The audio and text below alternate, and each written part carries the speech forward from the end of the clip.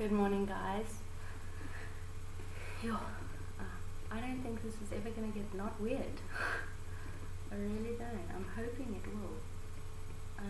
It really does feel strange speaking to a camera when you're all on your own. And you're watching yourself do it as well. It's even more weird. And also today I'm filming in my lounge, so it feels a little more weird because my sister can walk in at any time and I can just imagine her being like, what a fucking weirdo.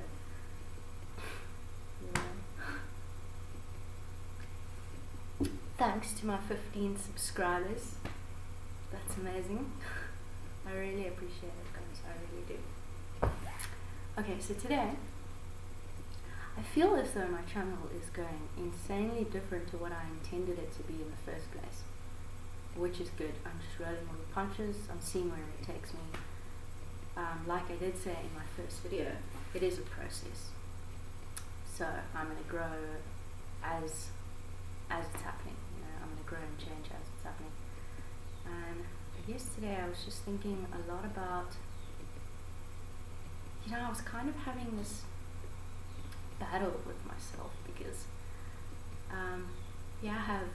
there's so many psychologists in the world, and that, by the way, is what I wanted to, it's a big explanation, anyways, to become. So I wanted to be a psychologist, or I do, but in a different sense, whatever. Anyhow, but I've just always had a problem, sitting back and thinking like the people I view, the people who need the psychologist the most can't afford to have one, and then those that are seeing one, I don't know, I don't want to sit here making judgments or generalizations. Anyway, what I'm trying to get at is this could also be a cool place, because there's a lot of stuff people want advice on, and I just also don't feel comfortable charging to help somebody else, because the thing is, not even to help somebody else, but just creating a context in which it is conducive for the both of you to change, because I don't view a psychologist in the sense that they're the professional that know everything, and you're just going to go there and they're going to tell you what's wrong, and then you're changed.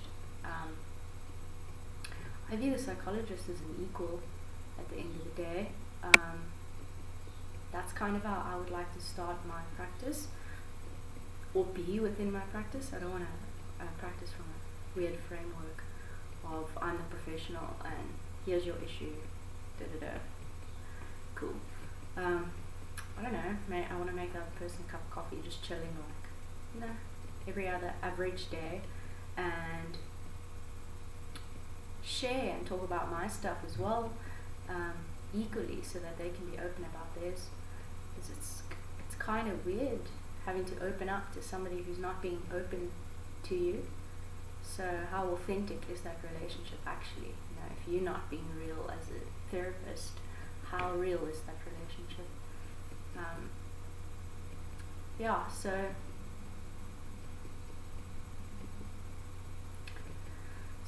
Anyway, I want to come off from like an equal standpoint where the both of you are going to change just as much through having that context and relationship that would make you both change essentially. You both leave having explored or discovered something new. It's not something only the client gets. It's a two-way thing. It's always a two-way thing. Okay. So anyhow, whoa, I just got way off track there. Therapy is expensive, and there's so much basic, practical, not knowledge, I don't know, that people can get or should be getting for free instead of having to pay for it. It just seems, I don't know, it seems unfair. Anyhow, so this morning I was surrounded by anger. Somebody that was really, really angry. And it kind of made me think, like, why not do a video on it? Because you think, like, what is anger? How come some people seem to have such a hold on that, or don't even seem to have it at all. They just seem so cool and calm and collected, while other people, entirely lose their shit. Like, I don't know, end up hitting other people, lighting ex-boyfriends or girlfriends' cars on fires, keying other people's cars. It's like, you name it, it does get a little bit intense. So I kind of wanted to break that down. What is anger? What is going on? And how to control that. Because I had an anger problem in my younger years, as well as a few of my adult life years, and I still get, that sensation sometimes. I'm human, it's not going to go away entirely or completely. So I just like to share some of what I went through and how I gained control as much as I possibly could over that. Maybe it can help somebody out there. Okay, so we all know the basics of anger. You get your fight and flight response. So basically that's your primordial instincts kicking in. If there's a situation or an environment in which you're feeling attacked, or in which you feel you are needing to defend yourself, then automatically your body's going to respond to that. And this is what we call fight or flight response. So either your body's going to flare up so that you can fight your opponent or the danger, or you can run away out of fear. So that's primordial. I mean, you guys, we can use this. We can get to a point where you use it as knowledge, like you can use it to gain insight into yourself, essentially, and not to lose control. Okay, so how to gain control of that? It's good to start at understanding it. So now you understand it's a response to what your body or what you are perceiving as an attack on you. So how to gain control over that? What a good thing to do always is to be aware. Okay, so start recognizing what's going on inside of your body, because it's physiological. Your heart, your pulse will start, like your heart's going to start going racing, your blood pressure's going to rise, obviously. You get dry mouth, you start tensing up, you'll notice, if you are aware of your hands at that point in time, they start pulling into like fists, or there's something you've got to do with your hands, or there's I don't want to say everybody responds differently, but these are the basics. And then on top of that, once your body starts fueling up, your mind starts feeding it thoughts, and mostly negative thoughts. So let's say, for instance, you were a friend or a boyfriend or a girlfriend or a family member, and you're getting angry, so your body's reacting in a I need to defend myself kind of way. The way that your mind would feel that is your body flares up automatically, so your mind, and your mind starts running, and it kind of weaves out and picks out all the different situations in which that person made you feel this way. So it fuels it, and you get to this point where you're just like, what a horrible being, and you just like let loose, which is not pretty at all. And in that moment of unleashing and just like letting it go apeshit, you feel that sense of like relief for a split second. But once you've collected your thoughts and calmed back down, it's never something you're proud of, and you feel horrible for it. Let's be honest, because you understand how you've hurt somebody else's feelings, and that's horrible. And then worse than that is to try and lay more shit on it, to try and make it seem like it's the other person's fault, just so that you can feel better about yourself. That's even worse. But again, that's just you trying to protect yourself so that you don't have to be vulnerable and take note that it is actually a problem you have within yourself. It's not anything the other person's doing. Anyway, I don't want to get too much into that. Okay, so be aware, first of all. how your body's now responding. Because like I said, it's primordial. It's like primordial. It's animalistic. It's automatic. Once we feel, ooh, attack, this is going to start happening. So when this is happening, you need to take control back, because it's not out of your control. It's you at the end of the day.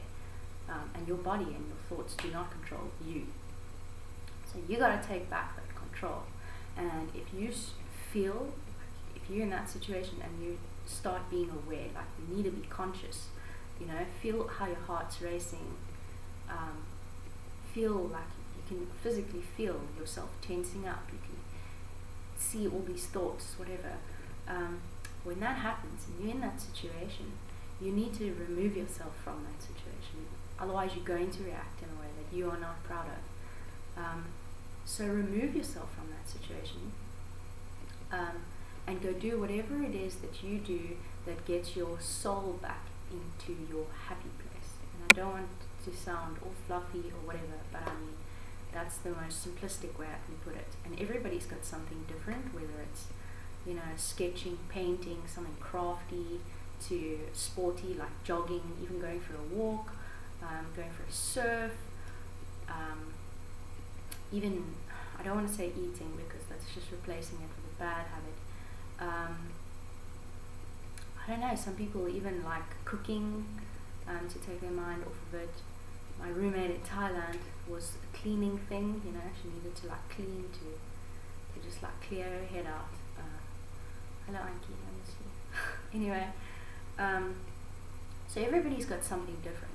So when you feel this happening, allow yourself the space to try something new. Okay, allow yourself that. Don't keep yourself there and try and prove to yourself that you can stay in the situation and not react that way. It's going to be a process that you're going to have to learn. So remove yourself from that situation and go do whatever it is that you need to do. And in doing these things, voice these thoughts, voice the anger that you're feeling, voice these things, say it out loud, write it out, do what you need to do to get it out. Because then you can start being aware of the things that you're actually saying and the things that you're actually telling yourself, so that you can get to the underlying cause of it all,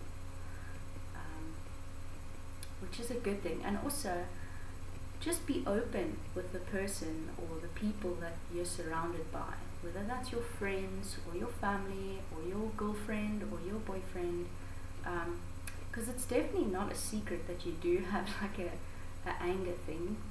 It's overtly obvious and they would know about it as well. So just, you know, it's good to be vulnerable, guys. Vulnerability is strength. So if you're sitting, like, just go sit down with them and talk to them and say like, look, I have this anger problem and I'm sorry for the ways in which it has affected you and what it has done to you.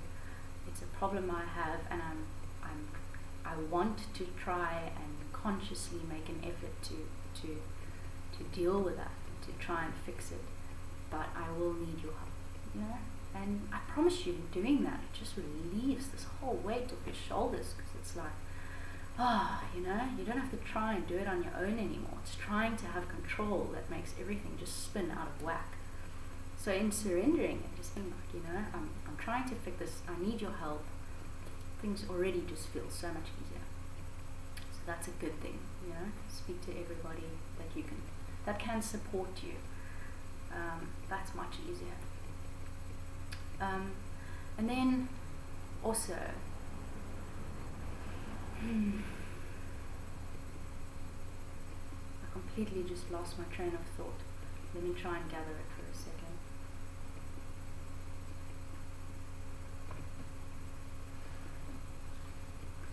Okay, yeah, so, and be kind to yourself, guys, because this is a process. It's not going to be a, okay, cool, now I understand it and I've totally taken hold of control over the situation, and it's now cured. That's not how it's going to be. It's going to be a process, and you're going to have moments where you still flip out like you didn't like to, or like you wouldn't have wanted to, but be kind to yourself and understand that it is a process, but find the fine line. Don't use it as an excuse to hurt other people's feelings. Find that that balance where, okay, you flipped out, but then leave as soon as you flipped out, and take the time to gather your thoughts and come back, and just see what you've done to the other person. That's the best way, because once you've realized how your actions are affecting somebody else, it makes you want to change that, because you, from the person who's been, I don't want to say the victim of anger, I can speak from that angle and understand how it feels, while also being the angry person who is using somebody outside of myself to reflect that on. And I'm speaking from both. One, with the anger, it does not feel good. And by the way, the neurotransmitter and chemical that's released when you are this angry and when your body is responding in a fight or fight response mode is toxic to our bodies. The saying "stress kills" is not just it's not just a saying; it's fact. And I know I don't like saying like, "Ooh, believe facts." But, you know, you can feel it. You can feel when that's happening. It doesn't feel good at all. So yeah, I keep losing track and losing myself. And then what you'll find is, oh yeah, be kind to yourself. And then what you'll find is, after this process, once you start becoming aware, it doesn't have to be an automatic reacting in a way that you don't want to anymore. Because what you're doing is gaining control over what animalistically is happening to your body. So you'll get to a point where you can feel your heart racing and you can feel everything, and it won't get to that point of anger and tenseness, because you'll stop feeling it. You'll stop with the thoughts. You'll stop with all that. You'll just take 10 deep breaths, whatever you need to do to gather your thoughts, because you'll understand that this is not me. It's my body responding. And when you're in that point, that's when you start questioning. You leave the situation and you start questioning, what is it in that person or within that situation that is making me feel threatened? Why do I feel the need to attack? What part of myself or who I am I trying to protect, and why? That's always asking why. It's very, very good.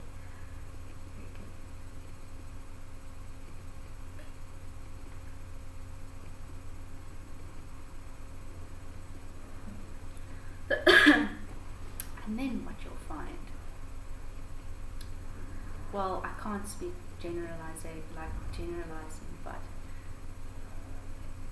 I feel, I don't know, I have a lot of angry people in my life, if I could say that, or that have come, who I have encountered, and that's for a reason. And I feel that angry people are very, very sensitive beings, extremely sensitive beings.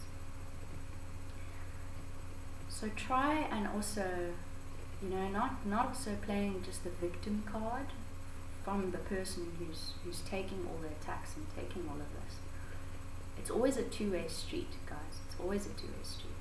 So don't try and take that like victim card of, oh, but you did this and you did this and da da da da da, because that person's also not trying to attack you. It's stuff that they need out, you know. In watching you break, it makes them feel less broken. I know that sounds twisted. Just try and, after a while, you'll maybe start seeing it that way. Maybe it's just me. So anyway, and what I'd like to say is, try and put yourself in their shoes. And I always told myself this one thing, which really helped me. The exact reaction that you've gotten, or received, or witnessed is in exact proportion to the amount of pain that person's feeling. So don't take it personally. If it's a huge explosion, then it's quite clear to see that person is extremely hurt by something that they feel offended by. And try and understand what that is. So I feel we all play the role of mirrors in one another's lives. So you're showing different parts of yourself to other people, and vice versa, and you get angered by it. It's sometimes scary to see. But if we're just 100% honest with each other and cut all the bullshit, we don't need to get into situations where there's anger and fighting and stuff like that. Because you just get to a point where you realize the only person you can control is yourself. And in doing that, the other person would change towards you. So if you don't feel it, because you get to a point where you can actually start seeing through the anger, and you just see straight to the vulnerability and the pain, which is essentially what the goal is, what the aim is. Because if we're all just honest with one another, the reason you're angry essentially is because you hurt in some way, whether that's you feel neglected, or you feel alone, or you feel misunderstood, or and that, just going straight to that is just so much easier, and that actually solves the problem. It solves it, where anger just piles onto a mountain already created that doesn't solve anything. It just adds and acts as a distraction to not deal with what actually needs to be dealt with. So in just taking that time out, leaving the room, going for your run, going for your jog, saying all these nasty things that you want to say, and getting to the main root cause of it all by yourself. You understand, like, why do I hate it when they did this and this and this and this, and why don't I like it, and da-da-da-da-da. Just keep questioning why, how does it make me feel, blah, blah, blah, blah, blah, until you get to the root, which is usually one of those few things that I'd said. You can go back to this person and say, I'm sorry I left, or I'm sorry I reacted this way, but I feel misunderstood, and I feel like you're neglecting me, or I feel, just be completely honest about what it is underneath all that guff, like all that stuff that's just trying to trap you in there and prevent the vulnerable you on coming out. Just be 100% honest, because that's so nice to work with, and instantly you get that need met, because the other person wouldn't have seen it the way you're seeing it. So once they understand, okay, wow, you just feel hurt, or you just feel neglected, that's exactly how I'm feeling. So I'm sorry you're feeling that way. I'm feeling that way too. How could I make you feel different? What is it that I have been doing to make you feel this way? Now, speaking straight from the root is just so much easier.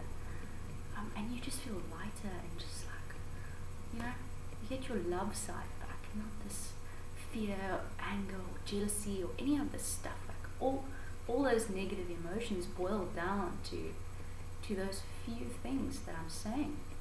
It's anger or jealousy or anxiousness over the other person. It all boils down to some sort of fear, fear of being left, fear of you seeing somebody else, fear that you don't understand me or know how much I love you, or all these things. So just be open about it. And I know it's scary.